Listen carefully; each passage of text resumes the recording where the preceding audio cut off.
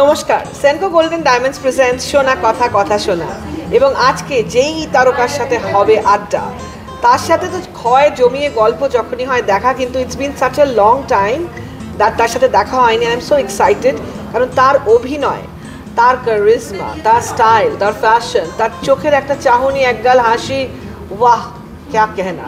তো আর দেরি না করে লেটস হ্যাভ দিস ওয়ান্ডারফুল আড্ডা with the one and only Chandrei Ghosh. Thank you so very much, Chandrei, for your most precious time. Oh my God, কি introduction! এরকম introduction পেলে তো মানে একদম thank you so much.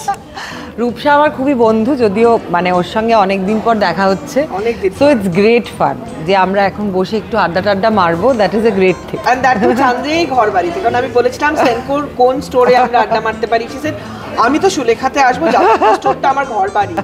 So Prabal and team সবাই এখানে চন্দ্রেইকে ভীষণ ভীষণ ভালোবাসে। And it's always such a pleasure to see you, and তোর মধ্যে কখনোই ওই আমি একটা বিশাল কেউ ওরকম ব্যাপারটা কখনোই নয়, যদিও you are very very popular and such a star yourself, but এই যে গ্রাউন্ডেড ব্যাপারটা, হাউ হ্যাভ ইউ মেনটেন্ড এটা? কত বছর ধরে ইন্ডাস্ট্রিতে আছিস সেটা দিয়ে যদি একটু আমাদের আড্ডাটা জমে। আর ইন্ডাস্ট্রিতে তো 23 বছর হয়ে গেল। আর আরেকটা জিনিস আমি তোকে বলছি, সেটা হচ্ছে আমি খুব গ্রেটফুল একজন মানুষ। মানে আমি মনে করি যে আমার জীবনে আমি যা পেয়েছি, আমি অনেক পেয়েছি। So I am thankful and I am grateful to the universe. আমি ঈশ্বরে খুব বিশ্বাস করি, আমি ভীষণ গ্রেটফুল। এবং না পাওয়ার হিসেব নিয়ে যদি আমি বসি, মানে আমি আমার কথা বলছি, অন্য কারোর কথা, কিন্তু আমার মনে হয় না পাওয়ার হিসেব করতে বসলে না পাওয়ার নিয়েই ভাববো সারা জীবন। কিন্তু আমি যা যা পেলাম, মানে আই এম সো লাকি। তুই ভাব না, 23 বছর ধরে এই যে আমার ক্যারিয়ার, সেখানে আমি সব রকম, আজকে কিন্তু আমি ওটিটিতেও বিভিন্ন রকমের চরিত্র করছি। ঠিক যখন টেলিভিশন শুরু করেছিলাম তখন পজিটিভ লিড ক্যারেক্টার দিয়ে শুরু করেছিলাম, তারপর আমি নেগেটিভ ক্যারেক্টার্সেও আমি খুব পপুলার হয়ে যাই। এখন ওটিটিতে বা এই যে ছবিগুলো করছি, এক একটাতে এক এক রকম চরিত্র।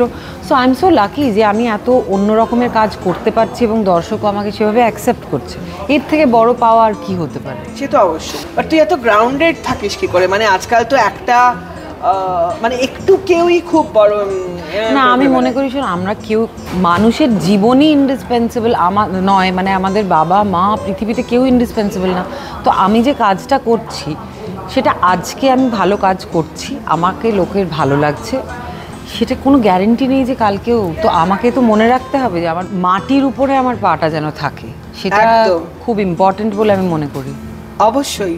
আর এই যে তো মানে এক আকাশ চরিত্র তুই করেছিস অভিনয়, হোয়াট ডু ইউ থিঙ্ক, মানে এখনো অবধি what has been the most popular, মানে যেটা তুই যেখানে যাবি সবাই তোকে? বুঝতে পেরেছি, মানে এটা অনেক লং স্প্যানের, আমি কিছু ফেজেসের বলছি। প্লিজ বল। প্রথম হচ্ছে যখন আমি আমার যে সিরিয়ালটা আমি অভিনয় করি, the first mega serial of my life, সেইটাতে আমি প্রথম কাজেই খুব, মানে আমি খুব লাকি, আবার বলছি যে আমি খুব পপুলারিটি পেয়েছি। তারপর আমি দূরদর্শনে আরেকটা সিরিয়াল করি, যেটা দুটো বোনকে নিয়ে গল্প ছিল, আলেয়া। তো সেটাও সুপার ডুপার হিট তখন হলো। তারপর হলো লাবণ্য সংসার বলে একটা সিরিয়াল এলো, যেটা একটা কমেডি ছিল, কিন্তু এই লাবণ্য মানে একজন মেয়ে এবং তার পরিবার, তার শ্বশুরবাড়ি নিয়ে, এটা হিলেরিয়াস। মানে আমরা যেমন মজা করে শ্যুট করতাম সেই রকম মজা করে আমাদের মানে এপিসোডগুলো সবাই ভালোবাসতো, সেটা হলো। তারপরে বিভিন্ন ক্যারেক্টার করতে করতে একটা ফেজ এলো, যখন আমি নেগেটিভ ক্যারেক্টার্স করতে শুরু করলাম, আর ভীষণ এনজয় করতে শুরু করলাম। আর আমি দেখলাম যে লোকে আমাকে বদমাইশ হিসেবেও খুব ভালোবাসছে, খুবই আনন্দের কথা, তাই না? তো সেটা হয়ে গেল। তারপর আমাদের এলো প্যান্ডেমিকে অনেক শর্ট ফিল্মস হলো। তারপর চলে এলো ওটিটি। এবার তার পাশাপাশি ওটিটিতে বিভিন্ন ওটিটি প্ল্যাটফর্মে বিভিন্ন রকমের চরিত্র, তারপরে মুখোশ বলে বীরসার একটা ছবি করেছি, সেখানে আমি একজন আইপিএস অফিসার করেছি। তো এই ধরনের বিভিন্ন ক্যারেক্টার্স, মানে আজকে যে আমি এখানে বসে আছি, আজকেও মানে আমি একটা ছবি শুটিং করছি যেখানে আমার চরিত্রটা একদম অন্যরকম। সো এই গ্রাফটা অনেকটাই বড়, কিন্তু আমি খুব লাকি, আবার বলছি, যে আমি এত বছর ধরে এত রকমের কাজ করেও লোকে আমাকে সেই ভালোবাসাটা আজও দিচ্ছেন, এর থেকে বড় পাওনা। আর আমি মানে সাস্টেন করতে পেরেছি এই ইন্ডাস্ট্রিতে, যেখানে আজকে মানে বিশেষ করে আজকের দিনে, আমরা যখন শুরু করেছিলাম তার থেকে বেশি আজকের দিনে রোজ কত কত মানুষ আসছেন অভিনেত্রী বা অভিনেতা হবেন বলে। তো সেই জায়গা থেকে দাঁড়িয়ে আমি আজকেও এই ইন্ডাস্ট্রির একটা পার্ট, সেটা আমি মনে করি সেটার জন্য আমি ভেরি লাকি। একটা জিনিস বলতে আমি ভুলে গেছি, সেটা বলতেই হবে। যখন মানে মনসা তো সেইভাবে ঠিক নেগেটিভ নয়, মানে আমরা তো গল্পটা জানি, আমরা পড়েছি ছোটোবেলা থেকেও ইয়ে করেছি, কিন্তু এই সামহাও ওই বেহুলা মনসার যে একটা, বেহুলা বলে সিরিয়ালটাতে যে একটা টানাপোড়েন হয়েছিল, দ্যাট ওয়াজ ভেরি ইন্টারেস্টিং। এবং আমার এরকম খুব মজার একটা ঘটনা আমি শেয়ার করি। আমি একবার গ্রামে একটা শো করতে গেছি, একজন বয়স্ক ভদ্রমহিলা, মানে 80-90 তো 90-এর কাছাকাছি, মানে উনি একদম ঝুঁকে গেছেন, হ্যাঁ, লাঠি নিয়ে হাঁটছেন। তখন রাত্রি 1:30 বাজে, আমার শো শেষ হয়েছে, আমি গাড়িতে উঠবো। উনি কোলে ছোট নাতিকে নিয়ে আমার কাছে এসছেন, আর উনি না এরকম চোখ দিয়ে জল পড়ছে, আর উনি বলছেন, তুমি শুধু আমার নাতির মাথায় একটা হাত রেখে দাও। মানে এটা না একটা খুব অদ্ভুত এক্সপিরিয়েন্স। মানে আমার তখন মনে হচ্ছে, ও মাই গড, আমি তো অভিনয় করি, আমি তো আসলে মা মনসা নই।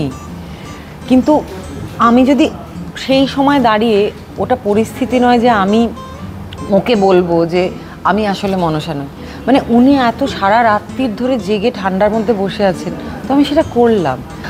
আর উনি যে আনন্দ পেলেন, মানে সেটা আমি ঠিক বলে বোঝাতে পারবো না। আমার জীবনের একটা অদ্ভুত মুহূর্ত সেটা। আর ওই কিরণমালার ওই কটকটি রাক্ষসী, ওই ব্যাপারটা একটু, হ্যাঁ, প্রচণ্ড সুপার হাইপার, মানে কটকটির প্রেশার বোধহয় 1000-এর উপরে থাকতো, ব্লাড প্রেশার, সব কিছুতে ভীষণ রাগ, ভীষণ মেলোড্রামাটিক, ভীষণ অ্যাম্বিশাস, আর প্রচণ্ড পাওয়ারফুল একটা ক্যারেক্টার। আর ও যা খুশি, মানে ওর কোনো ঠিক নেই, ও এক্ষুনি বলছে আমি 100 রকমের খাবার খাবো, এক্ষুনি বলছে সব ফেলে দাও, জঘন্য হয়েছে, মানে বিউটিফুল। আমি অনেক রকম করতে পেরেছি ওখানে। আর সব থেকে বড় কথা, মানে most important thing is, Kiranmala সিরিয়ালটা প্রথম সিজি বেসড একটা বাংলা সিরিয়াল, কিরণমালার হাত ধরেই কিন্তু শুরু হয়। তখন কিন্তু আমাদের কোনো আইডিয়া ছিল না যে একটা মেগা সিরিয়াল সিজিতে ইয়ে করতে গেলে কী কী করতে হয়, বা অভিনয় প্যাটার্নে, বডি ল্যাঙ্গুয়েজে কী কী রেস্ট্রিকশনস আসে, ওগুলো তো আমরা আগে জানতাম না, কখনো তো সিজিতে হয়নি। তো সেটার জন্য একটা দারুণ এক্সপিরিয়েন্স ছিল। তোর সাথে যতবার গল্প করতে বসেছি জীবনে, লাইক ইন দ্য পাস্ট, যখন আমরা এমনি ঘরোয়া আড্ডাও মেরেছি, তখন কিন্তু প্রচুর, মানে চাঁদনি মানে এক ঝাঁক আলো। আর the best thing I like about you, you not a judgemental, ওরকম কমপ্লিকেটেড কমপ্লেক্স পার্সনই না বাবা, live and let leave.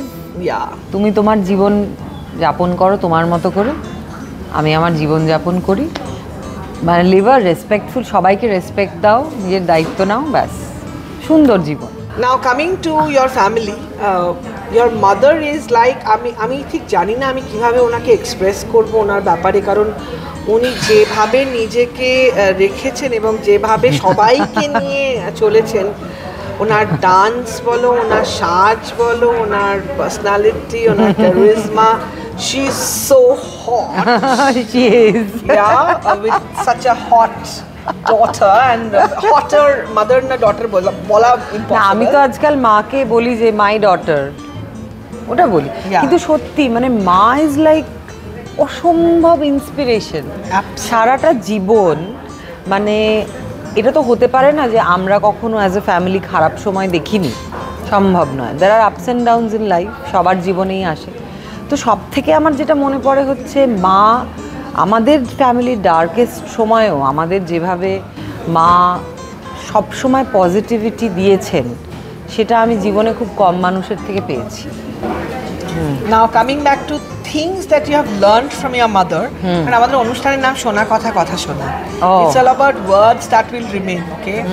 So মায়ের বলা কিছু কথা বা মায়ের কোনো অ্যাকশন যেটা তোকে সারা জীবন ইন্সপায়ার করবে, and you just know these are the assets that you have for life. First and foremost আমি বলবো, মানে আমাদের ফ্যামিলির যেটা বলছিলাম আর কি, খুবই একটা অন্ধকার সময় এসেছিল তখন। আমি তখন অনেক ছোট, ক্লাস 6-এ পড়তাম। তখন মা বলতেন যে খারাপ সময় জীবনে তো আসবেই, কিন্তু ঈশ্বর যে আমাকে এই ক্ষমতাটা দিয়েছেন এবং এই যে আমি এটা ফেস করতে পারছি এবং আমার পরিবার সুস্থ আছে, আমার সঙ্গে আছে, সেটাই সব থেকে বড় কথা। তো ওই বয়সে এই কথাটা শুনে এরকম তো চট করে, মানে খারাপ সময় বা অন্ধকার সময় আমরা জেনারেলি সবাই খুব ব্রুড করি এটা নিয়ে, কিন্তু মাকে আমি অলওয়েজ পজিটিভ থাকতে দেখেছি।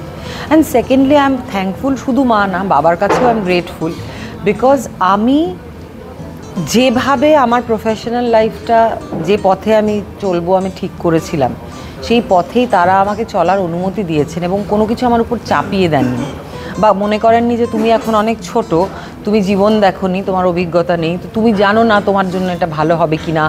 মানে ইনফ্যাক্ট আমার ফ্যামিলি থেকে তো এই প্রফেশনে কেউ ছিল না, তো কীভাবে কি হবে না হবে কেউ জানতোই না। মানে আদৌ আমার ছোটোবেলাকার স্বপ্ন অভিনেত্রী হওয়া, সেটা আদৌ কোনো দিন সত্যি হবে কি না সেটা আমিই জানতাম না। আমি খুব হোপফুল ছিলাম।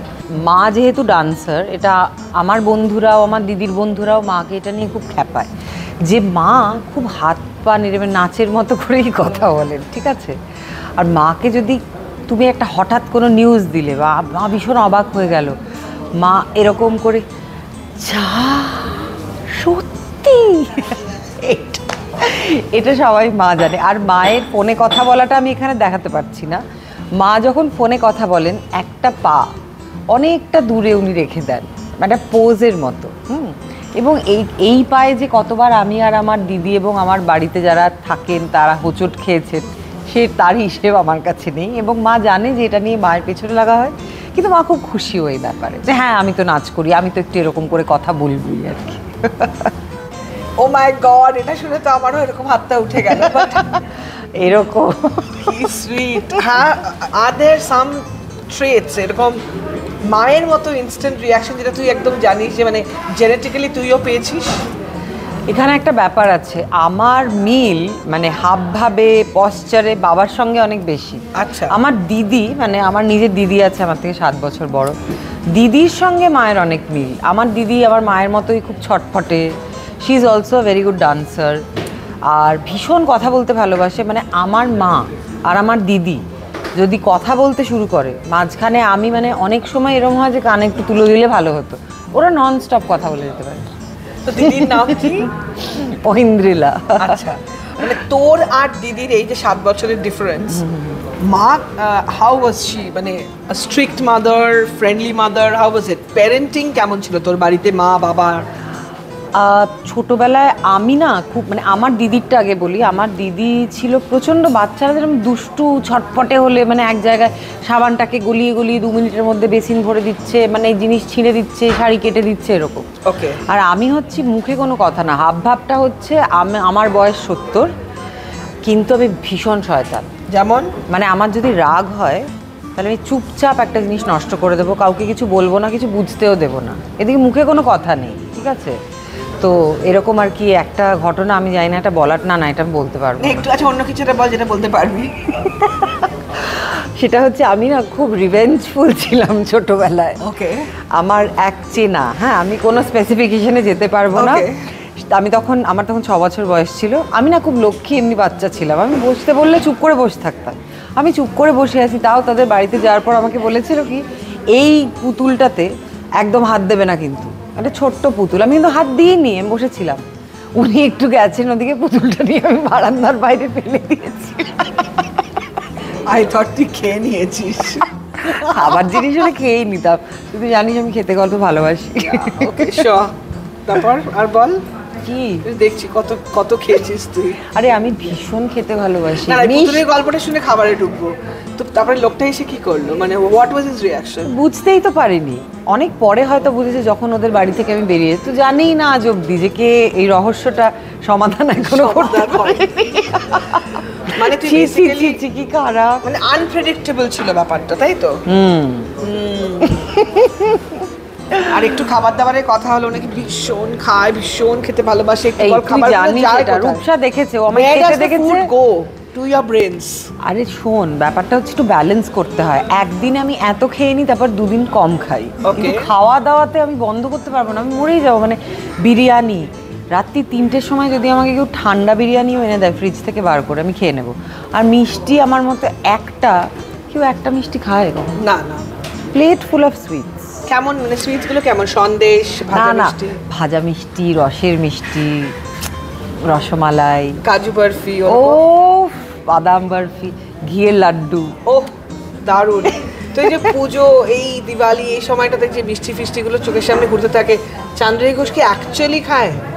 পুজোর সময় আমার মানে প্রফেশনাল ব্যাপারে যে কাজের জায়গায় যেতে হয় তার বাইরে খাওয়ার সময় আমি ভুলে যাই যে আমি একজন অভিনেত্রী, এবং ওই 7 দিন প্রাণ খুলে খাও, আমি নিজেকে ওই লাইসেন্সটা দিয়ে দিই। দারুণ। পুজোর পর খাটতে হবে জানি, কিন্তু ওই ঠিক আছে, আমি পুজোর দিনগুলোতে এনজয় করে নিই। একদম একদম।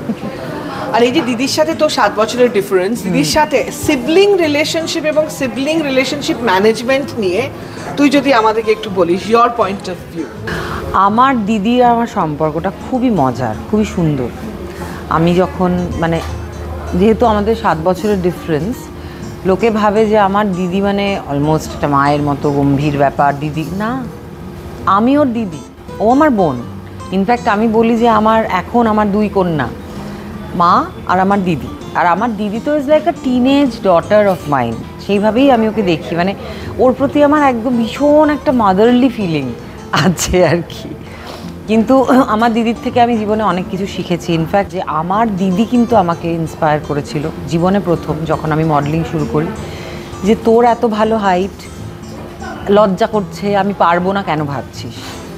আমার দিদি আমাকে হাত ধরে, আমাদের তখন পুরনো বাড়িতে হিলওয়ালা জুতো কিনে দিয়ে আমাকে র্যাম্প ওয়াক করা শিখিয়েছিল আমার দিদি। আমার দিদি আমাকে জোর করে ফার্স্ট বিউটি কন্টেস্টে পার্টিসিপেট করায়, আমার পুপু দিদি আর কি, ওর ডাক নাম, আর ভালো নাম ঐন্দ্রিলা।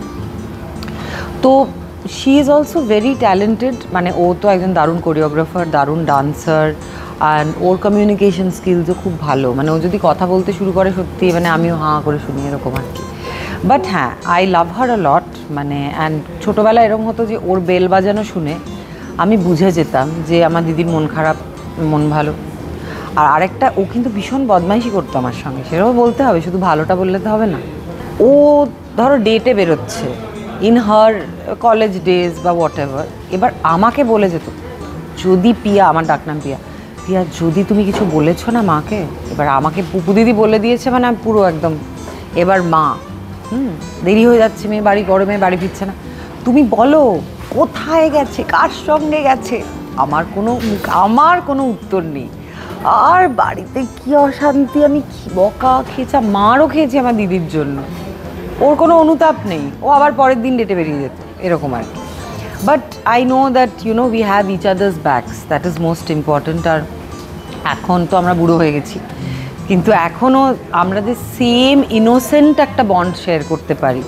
লাইফ তো ওকে আর আমাকে অনেক কিছু শিখিয়েওছে, অনেক কিছু দেখেছি আমরা, কিন্তু ওই ইনোসেন্ট বন্ডটা আজও যে আছে, so I M lucky.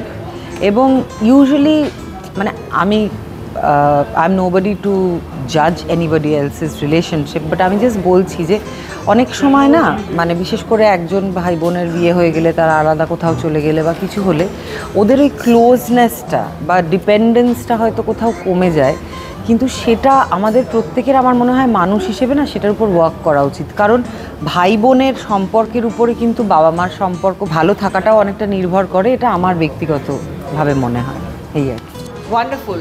While you were speaking, I could feel the bond and the chemistry. And it's so amazing. কারণ lucky are those যাদের ভাই বোন দাদা সবাই মিলে একসাথে একটা দারুণ ইউনিট হয়ে সারা জীবন থাকতে পারে। মানে ইটস অ্যামেজিং। আর আমি তোকেও থ্যাংক ইউ বলবো, বিকজ দ্য কাইন্ড অফ আড্ডা দ্যাট উই আর হ্যাভিং, মানে কোনো এরকম আড্ডায় গেলে একটু ফর্মাল হয়ে যায় সেটা, কিন্তু আজকে সেটা মানে ইটস নট অনলি বিকজ আমরা আগে থেকে একে অপরকে চিনি বা তুই আমার বন্ধু, সেটা না, এমনি জেনারেলি মানে এটা খুবই ভালো লাগছে আমারও খুব ভালো লাগছে, খুব খুব।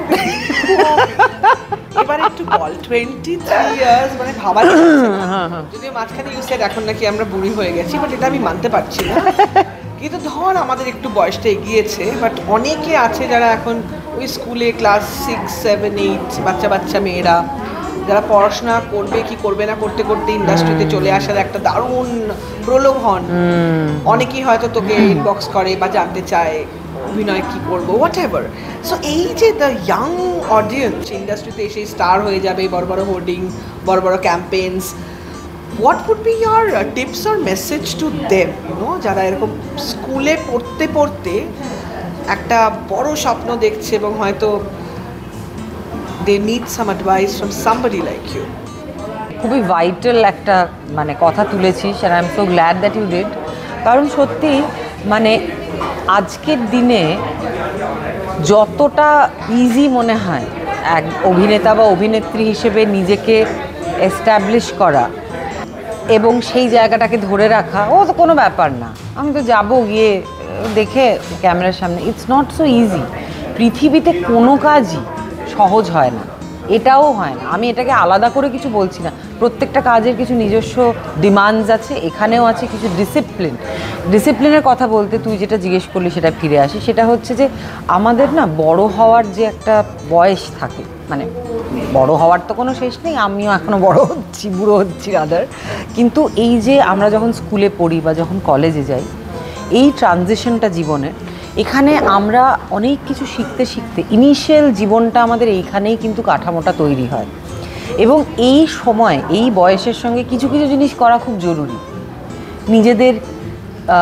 নিজেদের নিয়ে একটু ভাবনা চিন্তা করা। আমি কোনো কিছু ভালো লাগলো, ধরো সেটা গান হতে পারে, কোনো ইনস্ট্রুমেন্ট হতে পারে, কোনো কিছু হতে পারে, এবং সব থেকে বড় কথা হচ্ছে পড়াশুনো, যেটা আমার ভিত, যেটার উপর দাঁড়িয়ে থেকে আজকে আমি অভিনেত্রী হব না আমি ডাক্তারি পড়বো না কি করব, সেইটা আমি ডিসাইড করতে একা পারি না, সেটা আমাকে সময় দিতে হবে। আমার সাবস্টেন্সটা, আমার এসেন্সটা তৈরি হবে হচ্ছে স্কুল লাইফ জুড়ে।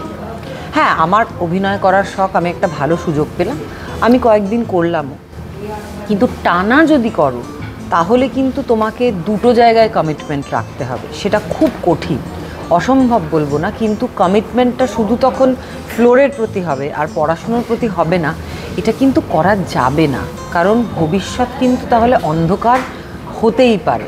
আজকে তুমি কম বয়স, ধরো তুমি টিনেজার, তো আজ থেকে 10 বছর পর তখন কি হবে? যদি তুমি তোমার বেসিক এডুকেশন না থাকে, তুমি পড়বে কিসের উপর? তুমি একটা জায়গায় কাজ যদি তোমায় খুঁজতে হয়, একটা জায়গায় তুমি প্রেজেন্ট করতে হয় নিজেকে, বেসিক এডুকেশন না হলে তুমি কি করে করবে? এবং সব থেকে বড় কথা, পড়াশুনো কিন্তু তোমাকে অভিনেতা বা অভিনেত্রী হিসেবেও অনেক এনরিচ করবে, তোমাকে অনেক অন্যরকমভাবে ভাবতে সাহায্য করবে, একটা চরিত্রকে বুঝতে সাহায্য করবে। অনেক অনেক ফ্যাক্টরস থাকে, শুধুমাত্র মানে পড়াশুনো আর অভিনয়টা কিন্তু আলাদা নয়, দুটো জিনিস, এটা অনেকেই ভুল করেন। আমি একটা এক্সাম্পল দিতে চাই। আমি সেদিন একটা মানে হসপিটালে গেছিলাম, আমার এক বন্ধুর MRI হবে বলে আর কি। সেখানে গিয়ে আমি বসে আছি, তো একটি মেয়ে আমাকে বলছে যে, জানেন তো দিদি, আমার কাছ থেকে অনেকে না এরকম টাকা নিয়েছে, আমাকে একটা রোল দিয়েছে, আমি এরকম জুনিয়র আর্টিস্টের ক্রাউডের মধ্যে দাঁড়িয়েছিলাম, তারপর আমি আর কোনো দারুণ সুযোগ পাচ্ছি না। তাই বললাম, প্রথম কথা দেখো, টাকা নিয়ে যে কাজ কেউ দিয়ে দিতে পারবে, ইন্ডাস্ট্রিটা এত সহজ জায়গা নয়। তোমাদের টুপি পরানো হচ্ছে, এতই সোজা, তাহলে তো সবাই আজকে এসে সবাই মানে ঘরে ঘরে প্রত্যেকেই সবাই অভিনেতা অভিনেত্রী হয়ে যাবে। এবং দ্বিতীয় কথা হচ্ছে, তোমরা ভেবো না যে অভিনেতা বা অভিনেত্রী হতে গেলে এরমভাবে হওয়া যায়, সময় দিতে হবে, অধৈর্য হলে চলবে না। তুমি আজকে ক্যামেরার সামনে দাঁড়ালে কাল থেকেই তুমি একটা বিশাল রোল পেয়ে গেলে, এভাবে হয় না। আমরাও জীবনের শুরুতে অনেক না বলতে হয়েছে, অনেক কিছু আমাদের ফেস করে তারপর হয়েছে জিনিসটা। আর লাকি কয়েকজন হতে পারে, সবার ক্ষেত্রে লাক ফেভার নাও করতে পারে। তোমাকে নিষ্ঠা ভরে, তুমি যে বলছো তুমি একদম নতুন, তোমায় কেউ চেনে না, তুমি কলকাতার বাইরে থেকে এসছো, এই যে তুমি একটা ছোট্ট কাজ পেয়েছো, তো তোমার অভিজ্ঞতাটা তো তোমার হয়েছে ক্যামেরার সামনে, যে তুমি দাঁড়িয়েছো, বলছো তুমি একটা ডায়লগ বলেছো, সেটাও তো বলেছো, কত মানুষ তো সেটাও পায় না। তুমি একটু সময় নাও, একটু ধৈর্য। ও আবার ঘুরে ফিরে বলছে, না দিদি আমি একটা বড় চরিত্র করতে চাই, এই করতে চাই। এত সহজ নয় ব্যাপারগুলো আসলে, এত মিথ্যে কথা বলবেন লোকে, এত মিথ্যে প্রতিশ্রুতি দিয়ে এমন একটা ভুয়ো জগৎ তৈরি করে রেখেছে যে যারা আমাদের মানে পৃথিবীর সঙ্গে যুক্ত নন, তারা মনে করেন যে আচ্ছা আমি টাকা দিয়ে দিলেই ব্যাপারটা রাতারাতি আমি একজন মানে খুব মানে প্রতিষ্ঠিত অভিনেতা অভিনেত্রী হয়ে যাবে। এত সহজ পৃথিবীতে কিন্তু কোনো কিছুই হয় না, সেটা মাথায় রাখতে হবে। যে কোনো কাজ, যে কোনো চাকরির মতো, যে কোনো প্রফেশনের মতো এই জায়গাটাও তাই। সত্যি আমারও খুব খারাপ লাগে, এমনভাবে অনেক কিছু দেখি ফেসবুকে, তারপরে আবার তারা স্ক্রিনশট দিয়ে এক্সপিরিয়েন্স শেয়ার করে। So much is happening which is unreal in the virtual world that we should all just be a little careful, that's it. একদমই তাই। তাহলে এবার একটা র্যাপিড ফায়ার হয়ে যাক। While you are appreciating your Senco Golden Diamonds, a diamond filled rings and oh my god, beautiful. Okay. চান্দ্রী ঘোষকে কি আজকাল বাড়ি থেকে বলে বিয়ের কথা নাকি আর বাড়ি থেকে বলে কোনো লাভ নেই, যে বাড়ির লোকেরা জেনে গেছে। একটা পয়েন্ট অব্দি বলতো, কিন্তু ওই যে বললাম আমার বাড়ি থেকে কখনোই আমি যেটা চাইনি আমার জীবনে সেটাকে কখনোই আমার বাড়ির লোক জোর করে আমার উপর চাপানোর চেষ্টা করেনি। So I am very lucky that way. So what is love to Chandrayee Ghosh? Oh love is beautiful. আর আমার মনে হয় তো জীবনের মানে শেষ দিন অবধি আমি হয়তো প্রেমে পড়বো, আমার মনে হয় এরকম একটা ব্যাপার। সো এই যে বললি যে প্রেমে পড়তেই থাকবো, যখন প্রেমে পড়িস বা উঠিস, when you fall or rise in love, ওটা ডিফাইন কিভাবে করে চান্দ্রায়ী? কি মানে এটা না এক একজন মানুষের সঙ্গে ডেফিনেশন এক এক রকম, বা এক একটা জায়গা প্রেজেন্ট স্ট্যাটাসে না খুব একটু দূরবীন দিয়ে দেখলে প্রেম দেখতে পাচ্ছি আমি। মানে বরং প্রেমটা আমার অনেক বেশি নিজে নিজে ঘুরে বেড়ানোতে অনেক ভীষণ এক্সাইটিং অ্যাডভেঞ্চারাস ব্যাপারটা। এখন মানুষ সংক্রান্ত প্রেমের এখন নম্বরটা একটু কম যাচ্ছে আমার জীবনের ফেজে। তাহলে ও ঠিক আছে, আবার ওটা তো মানুষ সংক্রান্ত share market, you know, it goes up and down, পুরোটাই তো শেয়ারই।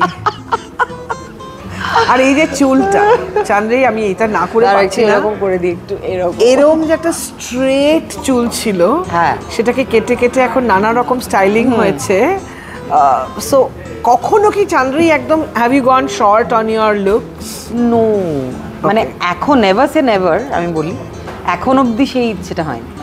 Never. On screen we have seen you হ্যাঁ অনেক রকম। ওকে, অন স্ক্রিন এবং রিয়েল অনেক রকমের চরিত্র অন স্ক্রিনও করতে হয়, রিয়েল লাইফেও তো অভিনয় করেই যেতে হয়। চান্দ্রায়ী কোন সিচুয়েশনে একদম অভিনয় করতে পারে না, মানে জাস্ট পোষায় না? ব্যক্তিগত জীবনে রেগে গেলে। কি করিস তাহলে? আমি জানি না, খুব রেগে যাই আমি। হ্যাঁ, প্রচণ্ড রেগে যাই, আবার সঙ্গে সঙ্গে কয়েক সেকেন্ডের মধ্যে। এবার কোনো মানুষ ধরি সেই সিচুয়েশনে ইনভলভ হয়, সে তার সঙ্গে কিছু, এবার 2 মিনিটের মধ্যে আমি তো নর্মাল হয়ে গেছি, কিন্তু সেই মানুষটা তো ওইটাতেই আছে যে what just happened. I can completely feel this because this is exactly who I am also. তাই নাকি? মানে জাস্ট তুই আর আমি একসঙ্গে রাগ না করলেই হলো না, তাহলে ঠিক আছে, then we will understand each other. 2 minute রাগ হলো, after 2 minutes we'll know that okay, এটা আমাদের কাটাকুটি হয়ে গেছে, right? But I understand what you say when you say আজ ক্যামেরার পেছনে দুজন যারা মাঝে মাঝে ওই 2 মিনিটের বকাটা খায়, তারা একে অপরে আবার তাকিয়ে নিল, you know, they ওরা লুক এক্সচেঞ্জ করে নিল। Yeah. Okay, now coming back to some jewelry questions. আজকে খুব অন্যরকম ছিমছাম একটা লুক, বাট কখনো কখনো ফাংশনে ইউনো পার্টিতে বা on screen you have a lot of jewellery. হ্যাঁ, স্পেশালি আমি তোকে দেখেছি ইউ লাভ সিলভার। হ্যাঁ, সেটা অ্যান্ড কি জাতীয় জুয়েলারি, ধর you don't possess it yet but it's a dream that may be someday, any day? If it is expensive jewellery তাহলে স্লিক হলে আমার ভালো লাগে। ট্র্যাডিশনাল জুয়েলারি আমার মা খুব ভালোবাসেন, কিন্তু আমার খুব একটা প্রেম নেই তার প্রতি। আমার হচ্ছে জাঙ্ক জুয়েলারি বা বিডসের জুয়েলারি বা এমনি মানে অ্যান্টিক সিলভার, আর যদি স্লিক কিছু হয় তাহলে একটা সরু চেন বা একটা ডায়মন্ডের কিছু ওরকম, দ্যাট টু ভেরি সিম্পল, মানে খুব ছোট্টর মতো, রাইট। আদারওয়াইজ বড় বড় জাঙ্ক জুয়েলারি। বাকেট লিস্টে কোন কোন ডেস্টিনেশন ওয়ার্ল্ড ওয়াইড যেখানে যাওয়া হয়নি but you will make it? I have to make it, সেটা হচ্ছে আমি নর্দার্ন লাইটস আমার দেখার খুব ইচ্ছে আছে, ওইটা একটা। ইগলুতে থাকার ইচ্ছে আছে সব থেকে, আর হচ্ছে ইজিপ্ট। খুব শর্ট লিস্ট করলে এই দুটো। ওকে, জেনারেলি যখন নতুন কোনো সিচুয়েশনে চান্দ্রায়ী ওয়াক ইন করে, মানে একটা নতুন জায়গা যেখানে তেমনভাবে বন্ধু বান্ধব নেই, a new kind of party, what are the first things that you observe? You know, I'm a very moody person. Right. আমার যদি মুড খারাপ থাকে তাহলে ওই পার্টিটাতে যদি আমি অ্যাট অল পৌঁছবো কিনা কোনো গ্যারান্টি নেই। আর যদি পৌঁছই, এমনও হয়েছে আমি 7 মিনিট একটা পার্টিতে থেকেছি। আমার গিয়ে আমার ভাইবটা ভাল লাগতে হবে। আমার যদি মনে হয় প্রচণ্ড এরম হচ্ছে, আমি জাস্ট বেরিয়ে গাড়িতে উঠে পারি। তাহলে বেরোনোর আগে হোয়াট ইজ ইউর স্টেটমেন্ট যে আমি বেরোচ্ছি, যে ব্যাপারটা how do you excuse yourself? এই আমি বেরোচ্ছি, আর আমার কোনো এক্সপ্লেনেশন কাউকে দেওয়ার নেই। I like it. যেহেতু you are a daughter taking care, such good care of your mother, of course it's mutual, I know, but still এখন যেটা হয় যে as you said that মাই এখন মেয়ে হয়ে গেছে, এই যে ব্যাপারটা একটা ভীষণ মজার সাইকেল। দারুণ। টু অল দ্য চিলড্রেন যারা লাকি তাদের বাবা মারা রয়েছে জীবনে, but somehow I have seen relationships changing so many colors in today's time. তাই বাবা মা থেকেও যাদের মনে হয় দূরত্ব থাকুক কি এসে গেল, তাদেরকে চান্দ্রেই ঘোষ অ্যাজ এ ডটার কি বলতে চায়? আমার মনে হয় যে কখনো কখনো বাবা মাকে আমি বলছি না আপনি বা আমি বলছি জেনারেলি বলছি যে অনেক সময় টেকেন ফর গ্রান্টেড একটু বেশি নিয়ে নিই। কিন্তু আমি যেটা মনে করি, যে সময় থেকে বা যে বয়স থেকে বা যে বয়সটাতে বা যে জীবনের ফেজটাতে আমার কিছু করার কোনো ক্ষমতাই ছিল না, আমার জীবনের জন্য কি ভালো হবে, আমি কোন স্কুলে পড়ব, কি ধরনের পরিবেশ আমার জন্য ভালো, এইগুলো তারা ঠিকঠাকভাবে তারা গাইড না করলে আজকে আমি একটা অন্যরকম মানুষ হতে পারতাম, আমার জীবন দর্শন অন্যরকম হতে পারত। তো সেই জন্য আমি বাবা মার কাছে চিরকৃতজ্ঞ। অ্যান্ড বাবা মা সবসময় নিজেদের মানে খারাপ কিছু হলে নিজেরা সেটা নিয়ে সন্তানদের প্রোটেক্ট এরকম ছাতার মতো হয়ে থাকেন। এই জিনিসটা কিন্তু আমার মনে হয় না যতই ভালোবাসা থাকুক, এই জিনিসটা বাবা মা ছাড়া কেউ দিতে পারে বলে আমার মনে হয় না। এবং ফর মি, যেহেতু আমি এত ঈশ্বর বিশ্বাসী, my gods my goddesses they are my parents. বাবা আজকে আমার মানে এই ফিজিক্যাল ওয়ার্ল্ডে না থাকলেও বাবা আমার সঙ্গে প্রত্যেক মুহূর্ত আছে এবং আমি বাবাকে ফিল করি। বাবা যে আমায় আশীর্বাদ করেন, প্রোটেক্ট করেন, সেটা আমি আজও বিশ্বাস করি এবং আমি আজও সেটা মানি। বাবা is always there as my guardian angel. আর মা তো আছেই, লাইক মাই ডটার। তো আই এম সো লাকি, পৃথিবীতে জীবনের যে কটা মুহূর্ত আমি আমার বাবা মার সঙ্গে পেয়েছি এবং মার সঙ্গে এখন পাচ্ছি, সেটাই আমার কাছে ভীষণ মূল্যবান। তো বাবা মাকে একটু মানে তারা যে কতটা প্রেশাস, সেটা হয়তো তারা চলে গেলে আমরা অনেকে পরে বুঝতে পারি বা পরে অনেক কিছু রিপেন্ট করি। যদি কখনো কোনো খারাপ লাগা, কোনো খারাপ ব্যবহারের জন্য নিজের খারাপ লেগে থাকে, তারা থাকতে থাকতে তাদের সঙ্গে সেটা না বলে নিয়ে যে হঠাৎ একদিন কথা বলাই যায় যে বাবা বা মা, আমার না সেই দিনের এই ঘটনাটা আমার খুব খারাপ লেগেছে, আমি এভাবে রিয়াক্ট না করলেও পারতাম, তুই আমায় ক্ষমা করে দিও। এটা পরবর্তীকালে আমি নিজে এটা করেছি, তো আমি নিজে জানি হোয়াট ইট ফিলস লাইক। এটা জ্ঞান নয়, এটা একদম এইখানকার একটা কথা আমি বললাম, যদি পারো তোমরা দেখো।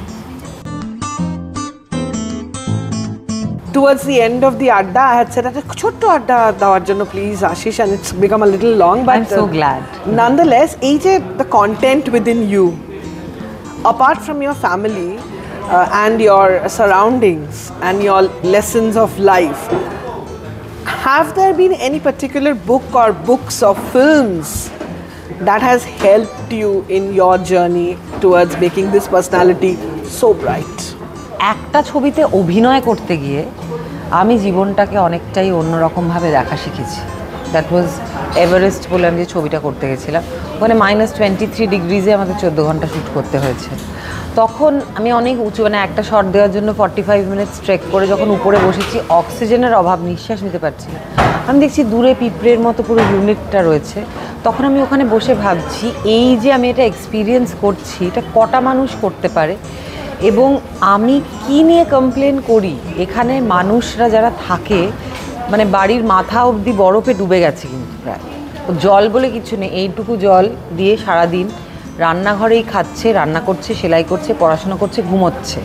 ওরা এত হাসি মুখে ওই কষ্ট করা সত্ত্বেও জীবনে যেভাবে থাকে, that really inspired me and that changed my Outlook towards life. So I am thankful for that film also. This attitude of gratitude is, I think, that sets you apart. And আজকে আমাদের Senco golden ডায়মন্ডসের শোনা কথা শোনায় এসে তোর কেমন লাগলো সেটা যদি একটু কাইন্ডলি বল। দারুণ লাগলো, আড্ডাটা সত্যি শেষ হয়ে গেল। আমি কিন্তু প্রচুর কথা বলেছি, সবসময় আমাকে এত কথা বলতে শোনা যায় না, এটার ক্রেডিট তো রূপসাকে দিতেই হবে। মানে সেনকো, your ঘর বাড়ি। সেনকো মাই ঘর বাড়ি, ইয়েস, মাই কমফর্ট জোন। কিন্তু থ্যাংক ইউ, মানে thank you so much, it was beautiful. Thank you so very much for your most precious time. আর আমাদের স্টোর ম্যানেজার অতি পরিচিত প্রবাল, ওনাকে ডেকে নিচ্ছি to hand over a small token of gratitude to you. Madam, thank you, how sweet. Thank you, খুব ভালো। আপনাদের এখানে তো আসতে ভালোই লাগে, আবারও আসবো, বারবারই আসবো আশা করি।